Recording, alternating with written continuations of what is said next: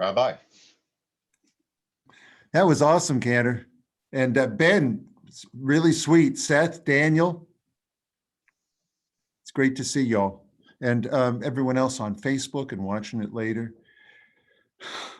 You know, I'm gonna learn you up a Yiddish word. It's machaya. Machaya is something that gives life. And normally you say, like on a hot day, and there's this cool wind that blows in, you say, oh, it's a machaya. That's what this is like, being with everybody, seeing y'all here in the Cantor. Michael, thank you for putting it together the way you did. Mindy for coordinating all the behind the scenes stuff as well. It comes together and it's a machaya. It's good to see everyone.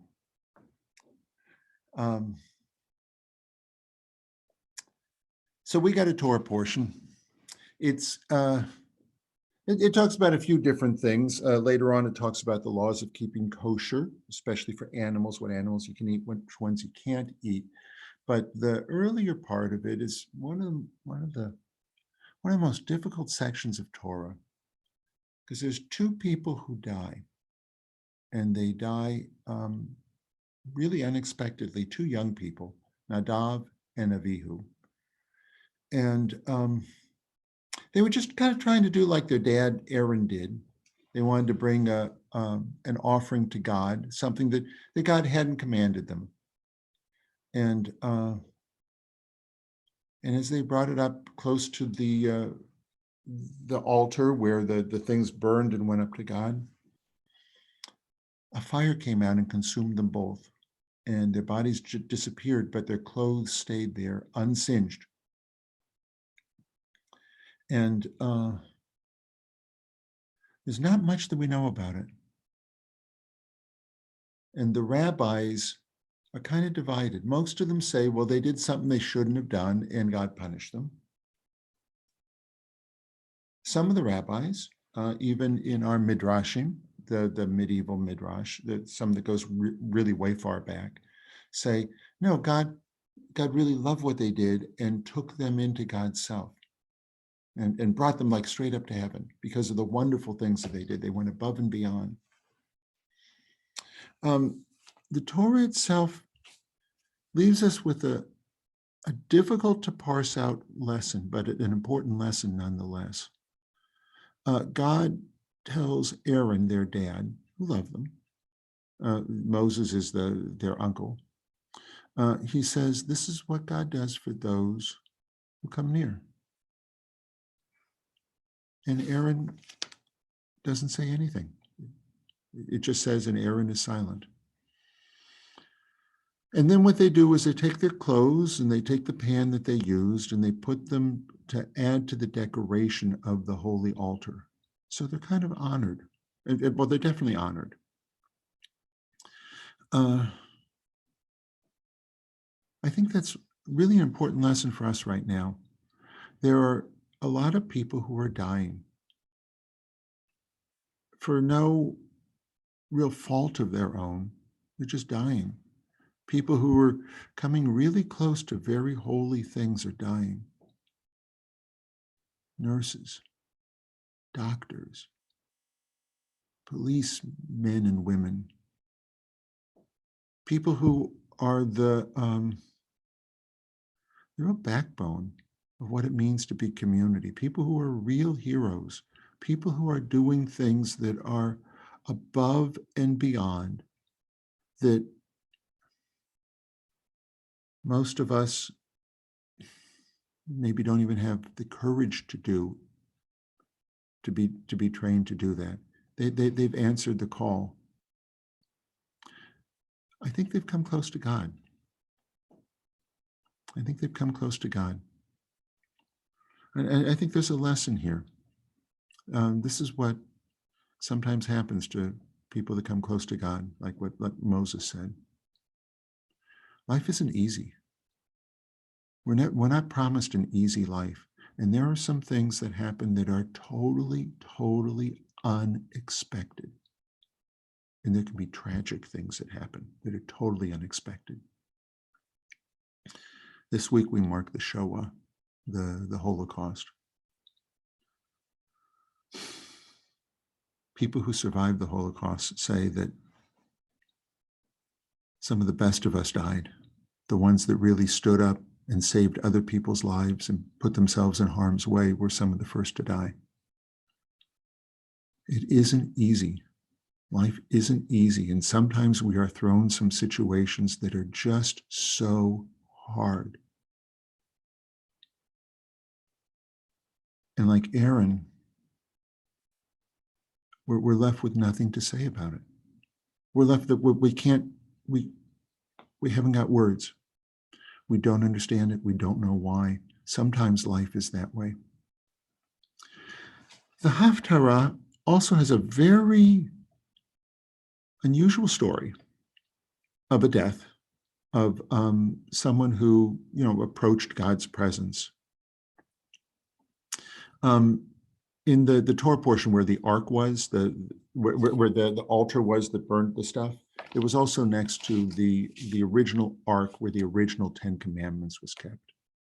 And the Haftarah from the book of 2 Samuel chapter 6, it takes place several hundred years later, but we still have that ark with the original 10 Commandments in it.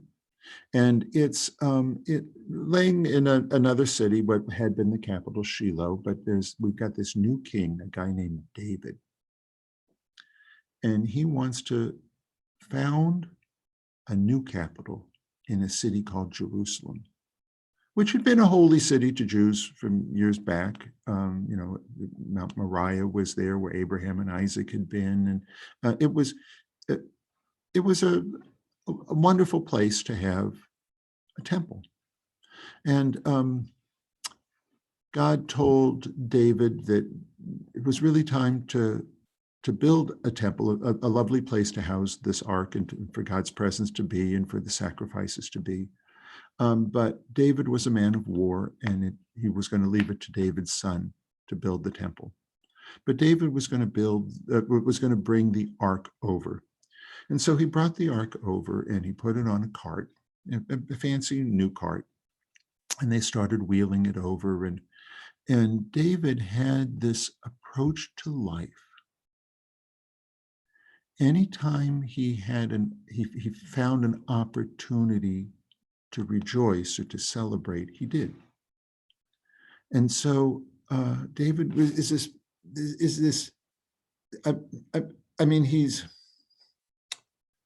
He's this amazing human being who is quite a warrior, very courageous. He fought against Goliath. He's quite a musician. He's quite a writer. He wrote the Psalms, which are some of the most beautiful things that have ever been written. Originally, they were probably songs. You know how like songs are poems?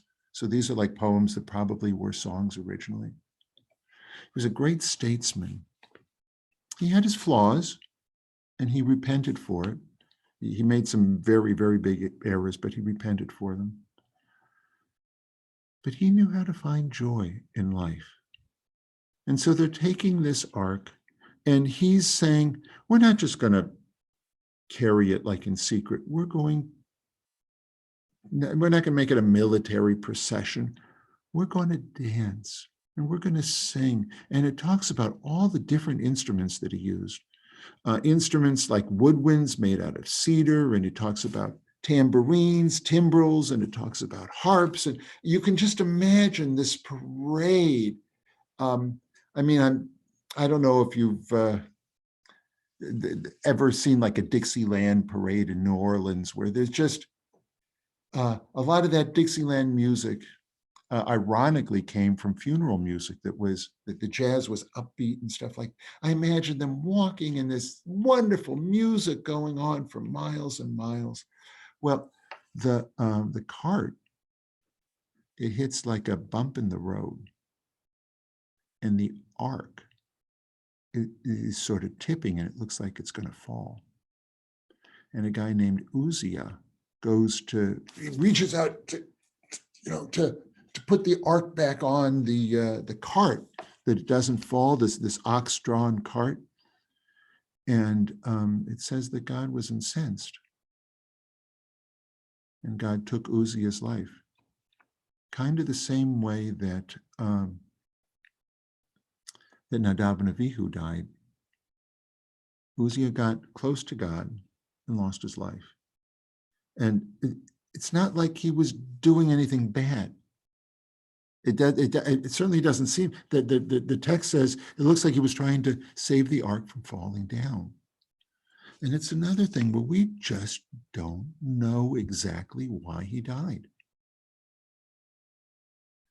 In the earlier story, we're told that it's okay to just not have an explanation, but just to honor those people that died. You don't need to know why.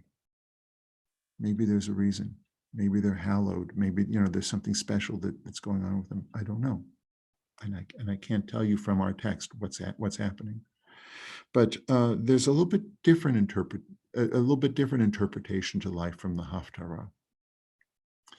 David was at first really scared that, oh my gosh, if you touch the ark, you die. And so he took the ark and he put it in someone else's house for a few months. And during that time, that family, everything went right with that family. Everything, like unbelievably. Everything went right, and they prospered. And David realized, it might be dangerous, but there's something really important about this. This ark needs to be in Jerusalem. And so he put together another parade. And even though it was really, really dangerous to take it, because, who knows what, that Uzziah died, maybe, the guy that tried to hold it up, maybe something else tragic might happen. But he said, this is life. This is life. There are risks. There are important things to do, and there's a call, and David felt called to bring it to Jerusalem. And so when he came out with the, with this cart, with the ark on it, it says that he danced with all of his soul. He danced and he sang and he led people in singing and dancing, and he put all of himself into it. And he found a way to have joy in this world, even though there's sad, horrible, tragic, even catastrophic things that are happening. It's important to find a way to dance. It's important to find a way to sing out. Now, look, you don't need to tell me at services. There's not that many people that dance most of the time. I get it. People are embarrassed. I don't know, maybe they don't want to look like a fool in front of other people. But I think it's really important to dance. Don't you wish you could dance right now? Don't you wish we were all at temple right now and we could all hold hands and we could dance? Don't you wish you could do that? I want you to remember that.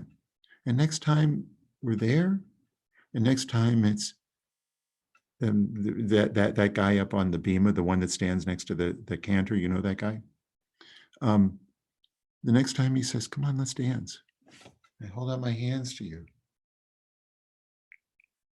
I say, nothing does a soul a world of good like dancing in a happy time. We can find a happy time and we can dance. Come, think about it right now. Doesn't it just sound like, oh, that does my soul a world of good? Well, that would be such a joy just to get up and dance with the whole community, even people you don't know, just to celebrate. And maybe someone's having a birthday or someone just got married and or someone's having a bar mitzvah, that you want to just dance with them. That's part of why this religion is so important. It doesn't necessarily have all the answers, but it tells us that some things we're not going to know the answer to, and it points us in a direction for how to live. You honor those people that die. You don't know why they die. You don't try to understand why they die. sometimes bad things happen to people that do really good things. And if you ever have an opportunity, if you ever have an opportunity to dance and to celebrate, to find joy in this world, because this world isn't easy. And there's a lot of things we don't understand. It's not easy. And even though we in America have it probably easier than just about anybody else, it's still not easy. We're all in this together. We can help each other, and we can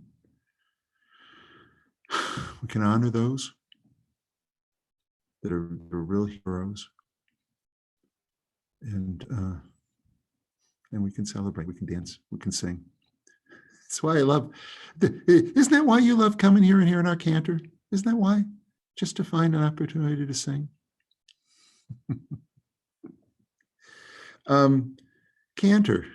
Well, look, I'll do this here just in case you forgot to do it.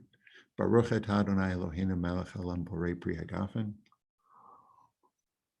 And also, I'm just going to say the day of the Omer. We count the Omer. The Omer is the number of days from Passover when we cross the Red Sea until we get to Shavuot, which is when we get the 10 Commandments. And so Baruch atah Adonai Eloheinu melech haolam asher kitshanu mitzvotav v'tzivanu al sfirat ha'omer. Hayom Tisha Yamim Shehem Shavua Achad U'Shnei Yamim LaOmer. Today is 9 days, which is 1 week and 2 days of the Omer. I know it's kind of neat to think we go through the Red Sea and we're holding on those days, looking forward to getting the 10 Commandments on Shavuot, which is another big holiday. It could be celebrated more in our community. It's a wonderful time to celebrate. Michael, do you have any